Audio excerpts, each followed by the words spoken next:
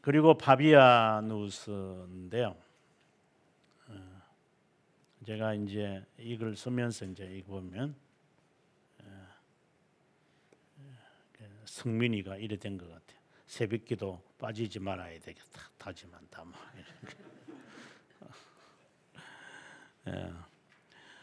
파비아누스라는 사람을 보면은 이제 참 흥미있는 이야기입니다. 새로운 감독을 선출하려고 모였는데 누구를 선출하면 좋겠느냐 이렇게 하니까 사람들이 다 한결같이 파비아누스다 이렇게 이야기를 했습니다. 이제 이와 같은 성격의 이런 방법으로 그 지도자가 된 사람이 암브로스라는 분이 있죠. 암브로스도 그 어거스틴의 서성으로서 이렇게 이제 지도자가 된 분이기도 합니다. 그 다음에 그 오리게네스를 한번 보겠습니다. 오리게네스는 나중에 좀 더 우리가 자세하게 하겠습니다만은 이 클레멘스의 제자라고 알려져 있고 제자라고 알려져 있고 18세기에 클레멘트가 교장으로 있는 교리문답학교에서 가르치기 시작했다.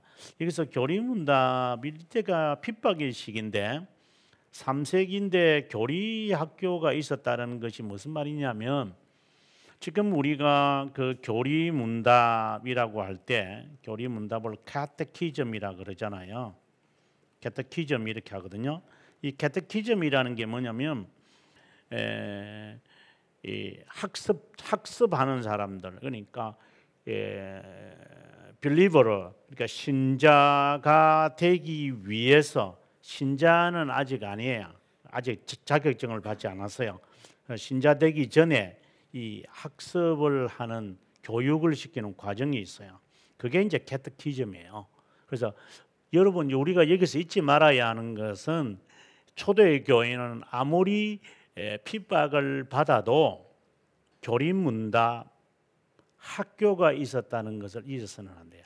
지금 한국 교회가 얼마나 지금 잘못됐다라는 것을 알 수 있는 그 대표적인 거예요. 한국 교회는 교리문답 학교 교리문답서를 안 가르치고 있는 교회는 1차적으로 거짓 교회라고 보는 것도 큰 차이가 없어요. 왜?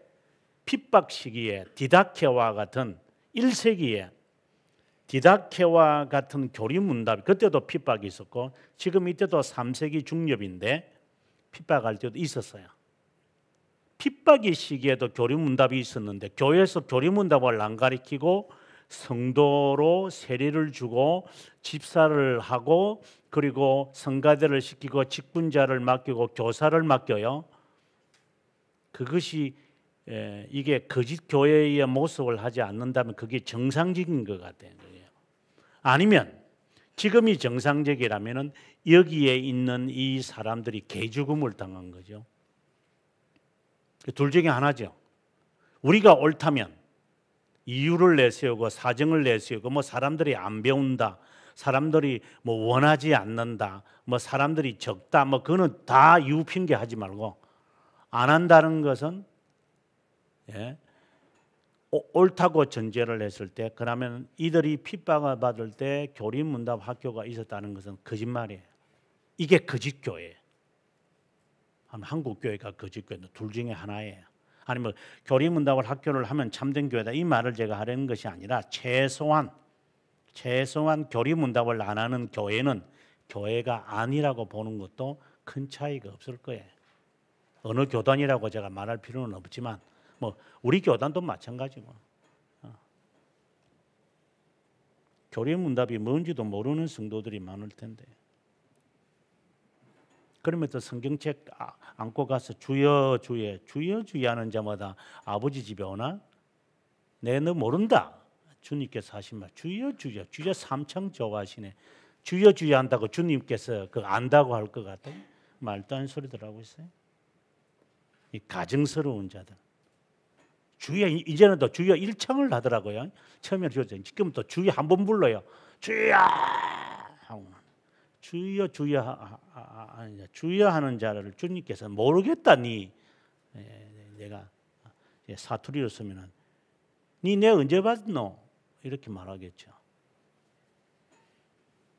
거짓말들만 하고 있어요. 극단적이고 문자적으로 의미를 받아들여 하나님의 나라를 위하여 내시가 된 사람이 있다고 했다. 바로 이제 오르게네스죠. 오르게네스는 자신의 아버지가 순교를 하신 분이고요. 그래서 자기도 순교를 하려고 했는데 순교를 할 수가 없게 되었습니다. 왜 자기 자식, 자기 동생들을 돌봐야 된다. 근데 이제 이분이 이제 이 231년에 종교 회의를 열어서 이분이 조금 이제 그런 열정은 있는 거는 좋았는데 뭔가가 문제가 있는 것 같아요. 그래서 이제 제가 이렇게 요약을 했어요. 그래서 나중에 지나가고 나면 이제 오리겐주의라는 것이 생기잖아요. 오리게니즘이 이제 나중에 6세기에 이제 생기거든요. 그때 생기게 될 때 이 사람의 신앙이 잘못되었다고 이야기를 해요. 그때 이제 나오는 이야기들이에요. 이게 하나씩.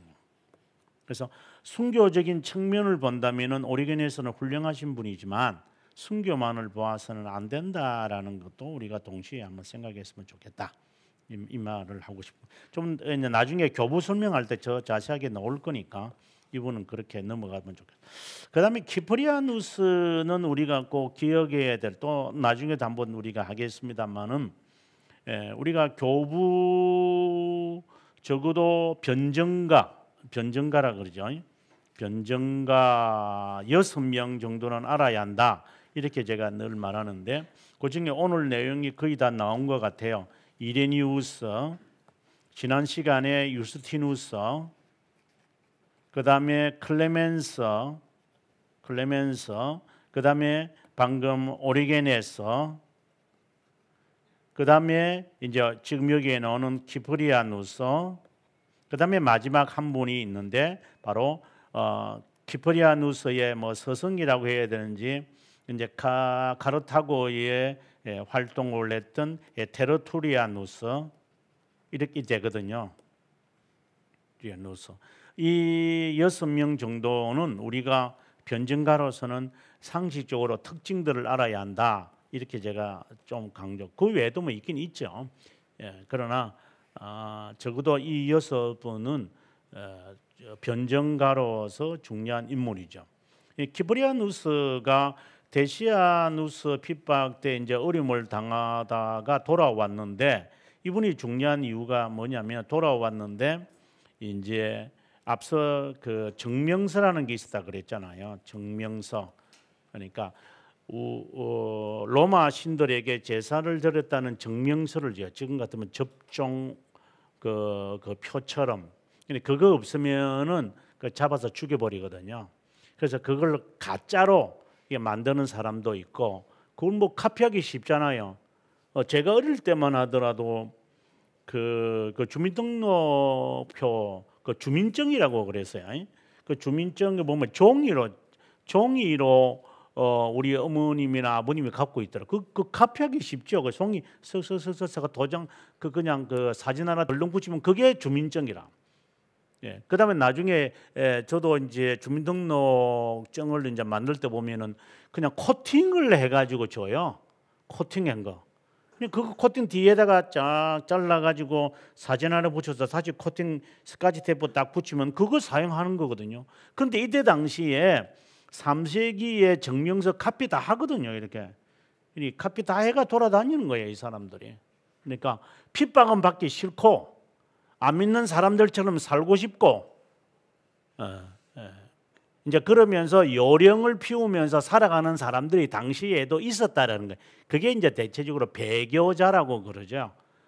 그래 핍박이 있을 때 살아남고, 그러나 그렇지 않는 사람들은 감옥에 가가지고 옥고를 치르고 그리고 죽기도 하고, 그래서 죽는 사람들을 가르쳐서 순교자, 옥고를 치러 가지고 조금 인타발이 있어 가지고 석방되어져서 나오는 사람들을 고백자, 그리고 여기에 있으면서 살아남으려고 뭐 나도 교회 지키려고 했어요 라고 하는 자들을 가리켜서 배교자. 그래서 처음에 저희 그 고신이나 고신과 그리고 한신 그리고 이 장신, 이 이제 지금의 뭐 합신은 나중에 나왔지만 대신, 이런 이제 이런 장로교 안에 이런 신자가 이렇게 되면서 이 나누어지는 이유 가운데 그 첫걸음 자체가 이제 자유신학이 있으면서 한신과 장로교가 나누어지는 거거든요. 그리고 난 다음에 신사참배 때문에 이제 경남 노회가 나가면서 고신이 만들어졌고, 그러면 남아 있는 이 지금 이제 경남 노회를 빼서 이제 고신이라는 이름을 만들었기 때문에 여 남아 있는 이 노회들 가운데서 이제 WCC 때문에 또 둘로 나누어지다 보니까 장신과 총신이 있고, 그 총신에서 또 다시 이제 빠져나가서 그 70년대 후반에 이제 합신 수원에서 만들어지고, 그게 다 신자들이죠. 근데 제가 말씀드리고 싶은 것은 고신이 처음에 핍박이 있고 난 다음에 외쳤던 사람들이 있어요. 그들은 어려움을 당했기 때문에 어려움을 당했던 사람들이다 보니까 교회를 향하여 이야기하거든요. 당신들 회개하라고. 근데 뭘, 우리도 어려움도 다 겪어서 뭐 이렇게 고집을 피우고 이렇게 있자 하는 수 없이 이제 경남노예에 있는 분들이 이제 떨어져 나가는 거예요. 그게 지금의 고신이에요. 그것처럼 지금 우리의 상황을 지금 기브리아누스 이 시기로 반영을 시켜 보면은 우리가 어떤 자세를 취해야 하는 것이 답이 나올 거예요. 자, 기브리아누스는 그다음에 계속해서 법률가였다. 법률가, 수사학자, 교사였다. 그러니까 상당히 똑똑한 사람 같아요. 북아프리카 지역에서 그는 아마 그 법률가로서 좀 부유하게 살았던 것, 귀족이었던 것 같아요. 이제 그러다가 그가 이제 포기해 버리고 맙니다. 그리고 여기 보시면은 이제 기브리아누스는 배교자들을 다루는 일에 있어서 로마 감독의 입장과 같이 했다. 이단적 단체들이 행한 세례를, 이단적 단체들 행한 세례를 교회에서 인준할 것인지 아니면은 그런 단체에서 개종한 자들에게 재세례를 받도록 할 것인지에 대한 문제가 일어나자 다시 세례를 받도록 하여 했으며, 로마 감독인 스티바네는 반대 입장을 취했다. 이 두 사람의 결과가 기브리아누스가 살아있는 동안에 해결되지 않았다. 이 무슨 말이냐면은 이제 핍박을 마치고 이제 교회에, 그러니까 감옥에 가지 않고 있는 사람들이 있고, 또 배교자로 살아가는 사람들이 있고, 그리고 감옥에서 옥고를 치르는 사람들이 있고, 이런 이제 다양한 사람들이 있는데, 이단적 단체들이 행한 것이라든가, 그리고 배교한 목사가 준 세례를 인정할 것이냐, 이 문제가 이제 거론이 되는 거예요. 그때 이제 기브리아누스는 세례를 줘야 한다, 이렇게 되어지죠. 그러자 이제 당시에 이제 노바티아누스와 같은 그 사람들은 이제 로마를 중심으로 만들어졌다가 이제 로마가 가까우니까 이제 이 카르타고에서 이 제세례를 줘도 괜찮다라고 하는 이 기브리아누스에 대해서 반대하는 거예요. 이제 그러면서 신학 논쟁이 있게 되어졌어요. 이제 그럴 때 기브리아누스가 마음이 많이 아프죠. 그래서 나중에 이제 발레리아누스 황제가 그 다음에 이제 핍박이 있게 될 때, 그때 그가 잡혀가서 이제 순교를 하게 되어지는 이제 이야기가 나와요. 자, 배교라고 하는 말이 이제 비로소 이제 이 시작되어집니다. 앞서 제가 말씀을 드린 것처럼, 자 보시면 먼저 우상들에게 희생제를 드렸던 자들, 사크리피카티, 그다음에 투리피카티, 향을 피우는 사람. 세 번째, 하지는 않았지만 이 카피해 가지고 다니는 사람들, 리벨라티키. 이런 사람들의 세 종류의 사람들을 가리켜서 우리는 이제 옥고를 치르지 않은 사람들이에요. 이제 이런 사람들이 이제 핍박 기간에 우리도 어려움을 견디면서 있었다 이러면서 이제 주장을 하게 되었죠. 그 주장을 하는 사람들을 가리켜서 밑에 보시면은 노바티아누스파다 이렇게 되어집니다. 본래 노바티아누스라는 사람은 로마에 있는 사람이었어요. 근데 이제 그 사상을 따르는 자들이 이제 카르타고에도 생기게 되어진 것이다. 이제 이거는 참 어려움을 많이 항상 교회에서 있었어요. 그래서 앞서 여기 보면은 키프리아누스가 이제 순교하게 되어져요. 그 다음 해니까. 그다음에 라우렌티우스, 영어로 말하면 로렌스라고 그러죠. 로렌스라고 그러고요. 그다음에 사투리니누스라는 사람, 세 사람이 있는데 다른 것보다는 이제 이 부분을 생각하면 좋겠습니다. 로마의 라우렌티우스라는 사람. 여러분은 그 책을 이제 그 흑백을 갖고 있어서 그런데 제 사진을 보게 되어지면은 이제 이 사진인데 이 흑백보다는 좀 더 또렷하게 나오죠. 밑에 이제 숯불이 피어져 있고 사람을 여기에 석쇠 위에서 구우는 이 장면, 이게 이제 숯불이고 이게 석쇠, 그죠? 보이시죠? 석쇠고 이제 여기에 사람을 굽습니다. 바로 눕지 않으면 이제 칼 가지고 이제 창 가지고 찌르면서 이제 억지로 하는 것입니다. 이렇게 순교를 당했던 배경의 이야기를 제가 여기서 지금 하고 있습니다. 여기 보시면 라우렌티우스는 7명의 부재 중에 한 사람이었다. 로마 교회입니다. 로마 감독 시스토 2세가 참수형을 받게 됩니다. 그러자 이제 당시에 이제 그 집사들에게 너희들이 갖고 있는 재산을 다 갖고 오너라 이렇게 이야기합니다. 그런가 하면 당시에 이제 매일 핍박을 했으니까 여기 보시면 모든 기독교인들 칙령을 내려가지고 그렇지 않으면 예배 못 보게 한다. 이렇게 하니까 사람들이 예배 보러 가는 거예요. 예배 못 보는 거죠. 그러니까 지금하고 상황이 비슷하다고 보시면 돼요.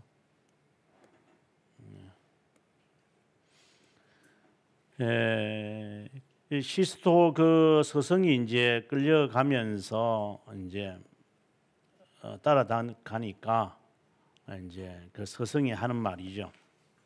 여기 보시면은 울지 마라 사랑하는 아들아, 나를 떠나는 것이 아니란다 하는 이 말들인데 이때 제가 번역을 한 거고 지금에 와서 이런 번역들을 제가 이렇게 쭉 보면 당시에는 제가 번역을 하면서 이게 잘 실감이, 그때 당시에 제가 40대 그 중엽이었는데 이런 글을 읽고 읽을 때 지금은 한 20년 전의 이야기인데 그때는 그렇게 와닿지 않았던 것 같아요. 쓰긴 쓰는데 감동은 제가 있는데 와닿은 것은 아닌 것 같아요. 근데 지금에 와서 이제 교회사 20년을 한국에서 가르치면서 지금은 이게 실감이 나요. 지금은 배교자라는 말도 설마 배교자가 많을까 뭐 이렇게 저는 망설이면서 했는데 이제는 한 20년 지나니까 이제 그게 사실로 드러나는 것 같아요. 근데 조금은 이제 실감이 되어져 가는 것 같아요. 이번에 유명한 말이었습니다. 이쪽이 다 익었으니 다른 쪽으로 나를 눕힌 후에 저를 잡수십시오.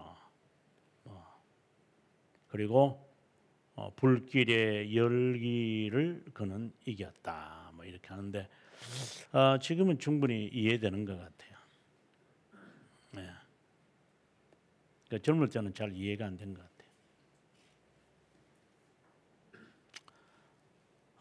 그다음에 발레리아누스는 어떤 인물이냐라는 것은 뭐 그렇게 중요한 것은 아닌 것 같고요. 뭐 이렇게 창피를 당했다 뭐 이런 건 이제 이야기를 제가 하려고 하는 거고요. 그다음에 넘어가서 당시에 이제 로마 제국의 지도입니다. 그래서 이 전체 지역에 핍박이 있었다고 생각하시면 됩니다.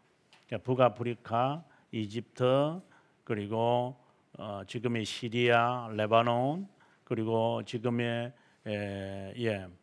지금의 전투 일어나고 있는 데가 우크라이나가 여기잖아요. 그러니까 요 밑에까지 이렇게 이 영국을 포함해서 이 전체 지역에 이제 핍박이 계속 있었다고 생각을 하시면 될 것 같습니다. 그다음에 아울렐리아누스 시기에 데니스라는 사람, 우리가 데니스는 이제 여기 보시면 대표적인 거죠. 예, 그 자신의 목을 돌고 있는데 지금 그 노틀담의 대성당에 있는데 요번에 9월달에 가가지고 보지 못했어요. 그 근처도 못 가니까. 그래서 위에 이제 이 사슬 계단을 만들어 가지고 사람들이 줄 서 가지고 딱 몇 사람들만 딱 가서 위에서 사진 찍고 내려오고 사진 찍고 내려오고 이제 그럴 때 지금 가니까 그렇더라고요. 지금 4년이 됐는데 앞으로 아마 좀 더 가는 것 같아요. 몇 년 더. 저거 언제 건축되겠어요? 한 10년 걸리겠죠. 이제 거기에 동상 가운데서 이 동상이 이 동상은 그대로 있죠. 우리가 접근을 못해서 그렇죠. 파리에서 최초의 순교자고 파리의 감독이었다. 그래서 생드니라는 이름으로 그들이 교회도 있고요. 유명하게 된 것이 바로 이분이 이때에 순교하셨다. 이 말을 지금 제가 하려고 하는 겁니다. 그 다음에 넘어가서 지금 중요한 이야기가 지금 우리가 남아 있어서 넘어가서 디오클레티아누스. 앞서 제가 핍박은 크게 세 가지로 보셔야 된다 해서 네로, 데시안 핍박, 그 다음에 이제 이게 디오클레티아누스 핍박. 디오클레티아누스라는 이름을 할 때 우리가 핍박을 보기도 하지만 이게 첫 번째로 봤으면 좋겠고, 두 번째로 디오클레티아누스를 하면은 그 AD라고 하는 이 말에서 이 D가 디오클레티아누스 이름이었습니다, 본래. 그래서 디오클레티아누스 이후의 시대, 이게 AD였어요. 본래는. 그러다가 이제 기독교가 국교가 되면서 이제 뭐 국교가 되더라도 이 AD는 그대로 사용되죠. 디오클레티아누스 연대 계산을 해야 되니까. 이제 그러다가 이제 비드라고 하는 사람이 이제 8세기에 비드, 영국의 역사가 있던 비드가 등장을 하면서 이 D라고 하는 이 말을 도미네라고 하는 이름으로 바꿔버리죠. 똑같은 D니까. 그래서 이제 도미네, 그래 아노 도미네라는 말로 본래는 아노 디오클레티아누스 이렇게 되어져야 되던 건데. 그래서 연대가 이 사람 이후부터를 했는데 이제 AD가 그리스도가 돼 버리니까 연대가 여기서부터 한 80년을 거슬러 가버린 거죠. 연대가. 그러다가 계산이 잘못된 거예요. 계산을 잘못했기 때문에 그리스도가 실제로 태어난 것이 AD 1년이 아니라 AD 4년이 돼버리고만은 이제 좀 여기서 계산이 착오가 일어났던 거예요. 당시에 무슨 칼큘레이터가 있었던 게 아니니까 그런 것 같아요. 아무튼 계산이 잘못되었어요. 좀 제대로 하시지 그냥. 자, 아무튼 디오클레티아누스 이 핍박의 이야기입니다. 여기 아주 유명한, 이것을 다른 말로는 대핍박이라고 한다. 왜 대핍박이라고 부르냐 이라면 앞서 우리가 지도에서도 보았습니다만은 이 세 번의 그 칙령을 내립니다. 이 사람이 칙령을 1년에 3번을 내리고 그 다음에 304년에 또 한 번 내려가지고 4번을 내리면서 칙령을 한 번 내리는 게 아니라 우리가 대시한 핍박에서 기억해야 되는 게 뭐냐면은 두 가지라 그랬잖아요. 하나는 그 기독교인을 적으로 여기겠다, 이 내부 적이다라고 하는 것이고, 두 번째가 로마 제국 전체로 퍼졌다라는 것이었잖아요. 그것처럼 대핍박은 뭐냐면 적인 동시에가 아니라 적발되면은 다 보상을 주는 거예요. 그러니까 모든 공직에 있어서 이제 게스타포처럼 기독교인이라는 사람들을 찾아내야 되는 거예요. 다 추방시켜요. 다 뽑아내는 거예요. 다 뽑아내, 직장에서 다 쫓겨난다는 말이죠. 그리고 우리 동네에 기독교에 모이는 집단이 있으면 그 재산을 전부 몰수하고 추방시켜요. 이제 이런 의미에서 Great Persecution이다, 디오클레티아누스 핍박이다, 이런 말이죠. 그러니까 앞서서 이야기했던 대시한 핍박보다 훨씬 강도가 높지요. 그래서 이때는 테베르 강에 항상 붉은 피로 물이 들 정도로 계속 거의 매일과 같이 인간 사냥이 있었던, 매일 이런 것이 바로 이때였다, 이렇게 봅니다. 왜 이 사람이 이렇게 핍박을 했을까요 하는 그 이야기들을 이제 나타나야 되는데, 좀 시간이 갔지만 요 마무리를 해야지 이제 우리가 다음 시간부터 교부들을 넘어갈 때 좀 좋을 것 같습니다.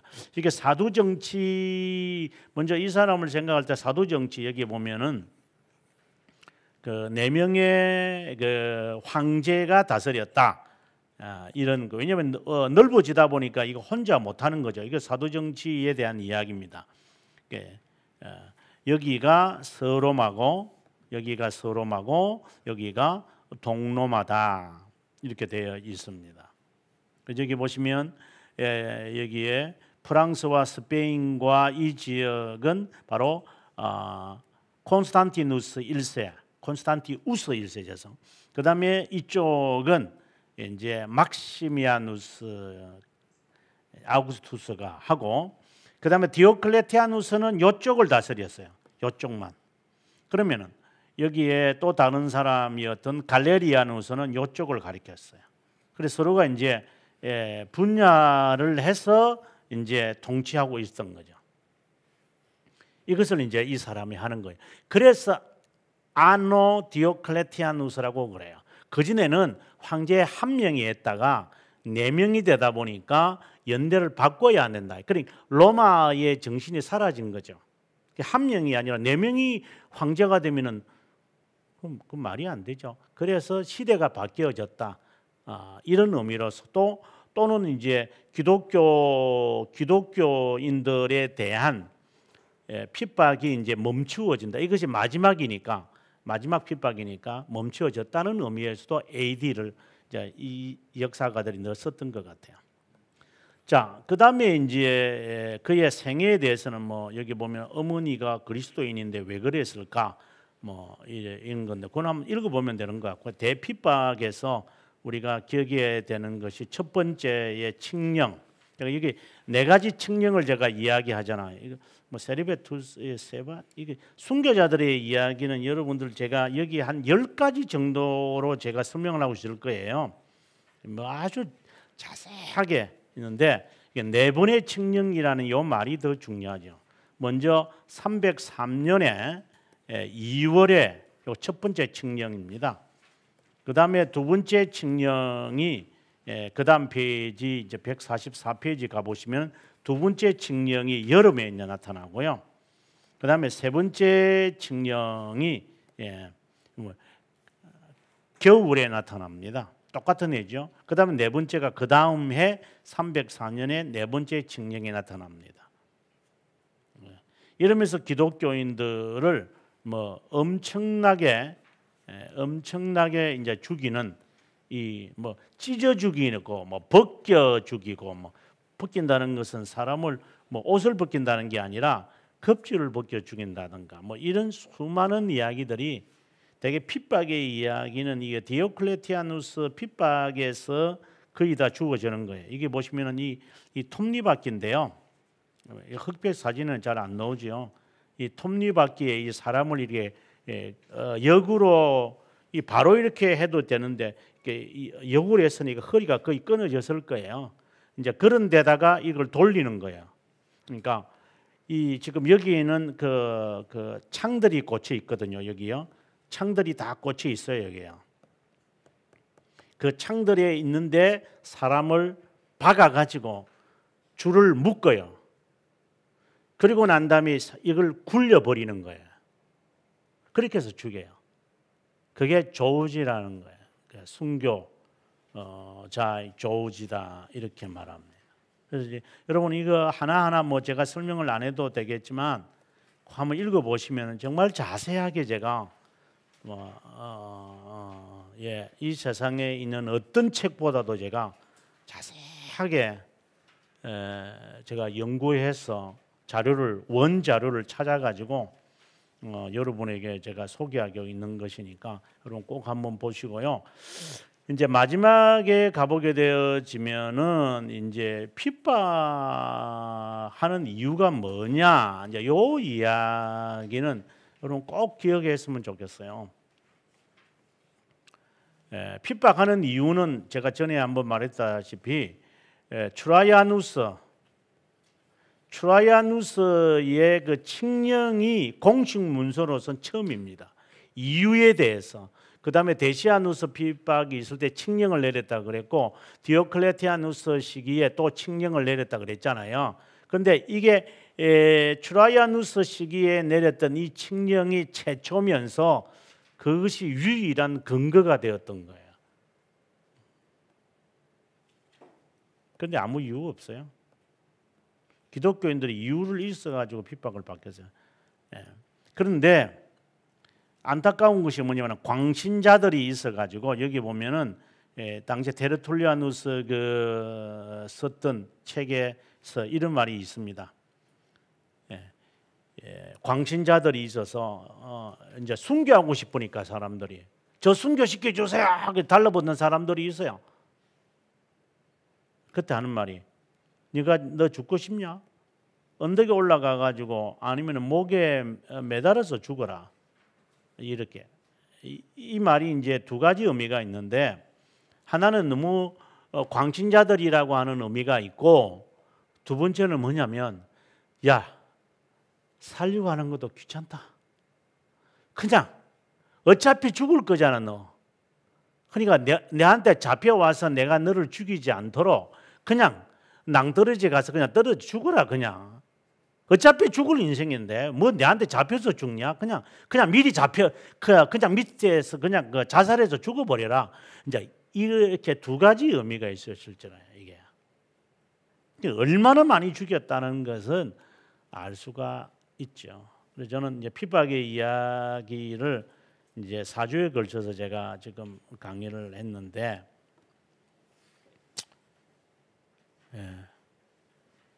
정말 할 말이 없습니다. 할 말이 없다는 생각을 합니다. 우리는 여기에 절대 미치지 못할 거다 하는 생각이. 그래서 요한계시록에 보면은 그리스도의 피로 자신의 두루마리를 항상 빠는 자들에 대한 이야기가 나오는데,